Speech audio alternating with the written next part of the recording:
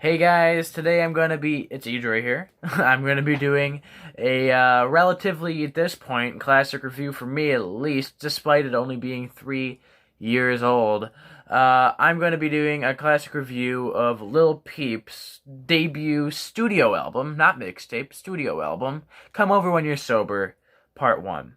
This is my first time really talking much in depth about Lil Peep. I actually did bring out my red lights for this video because of the Hellboy album cover, which is red.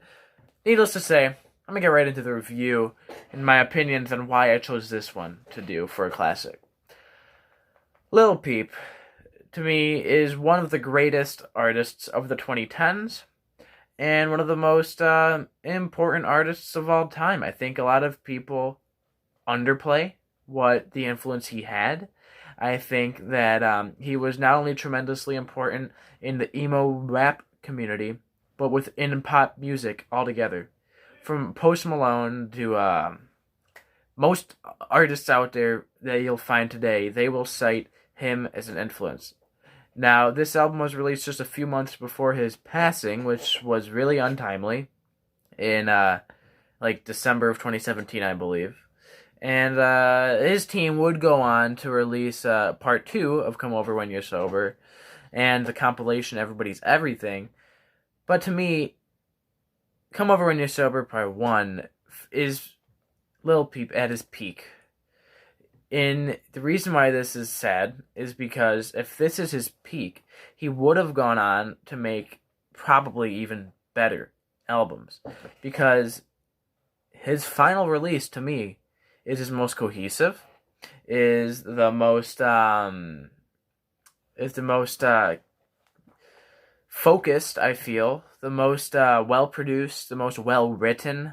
I feel like despite only being 7 songs long and 23 minutes, it all comes together to make one of the greatest albums of the past decade and one of the greatest albums of all time, in my opinion.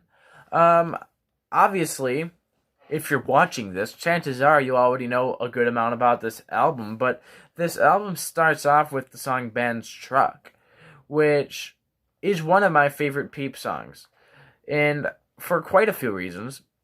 One of them being the blend of electric guitar and bass guitar with the trap beats, hi-hats, and I like how the bass guitar replaces the 808s in a lot of instances. And you get his very, I don't want to say monotone, because monotone is usually used in a negative sense. But in this sense, I'm going to say it is a little monotone, but in a sense that it adds more emotion to it. Like, he's gone through so much that he doesn't care anymore, if you get what I'm saying. But his vocal delivery here is also pretty good.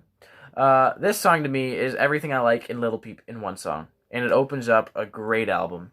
So this song to me is a classic. Yeah.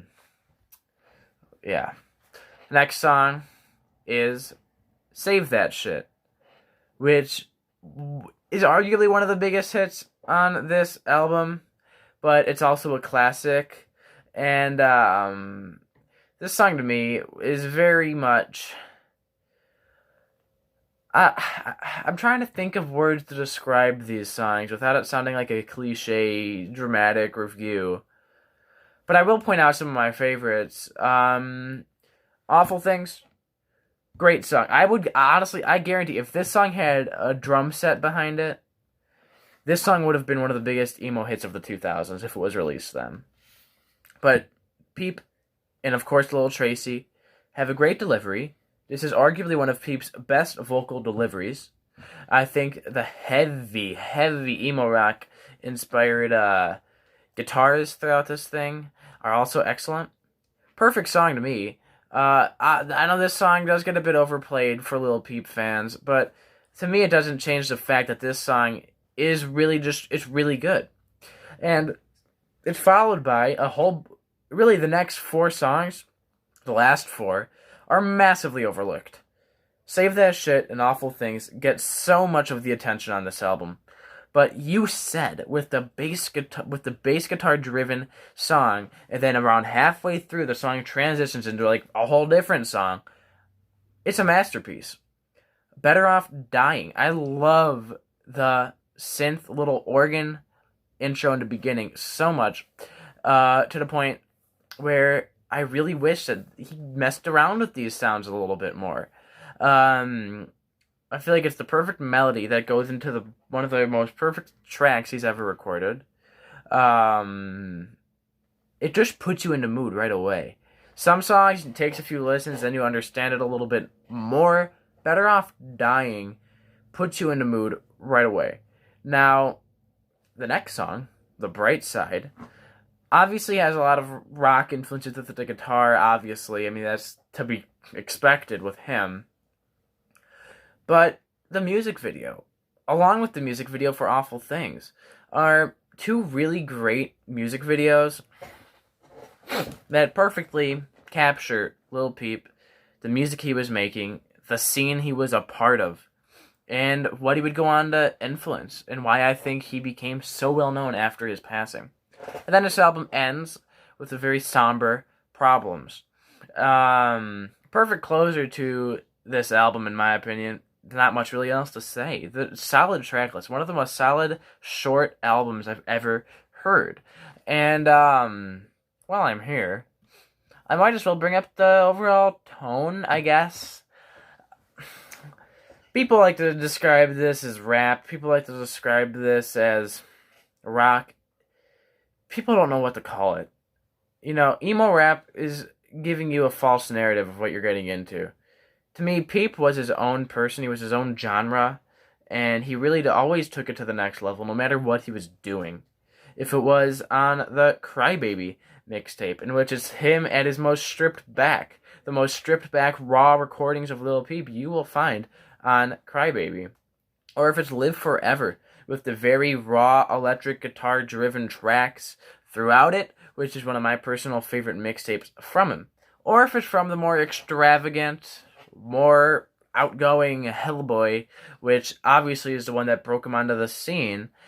Lil Peep, during his life, created so much different energies of music through his music, and this one, Come Over When You're Sober Part 1, I could see somebody describing this as depressing, and, well, yeah, a lot of the subject matter is.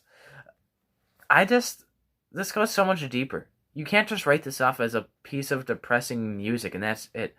This album goes so much deeper. It's a very deep and personal album to Peep, and it's the last glimpse we had of him before his untimely passing, and this is why I treasure this album so much. Now, I admit that I knew of Peep, but I wasn't a huge fan of him until much further down the line.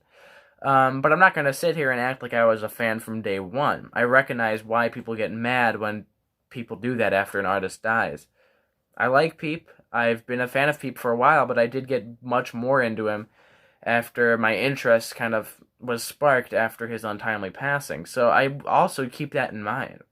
That's about it for now. I mean, I know this is a classic review, but it is only 3 years old.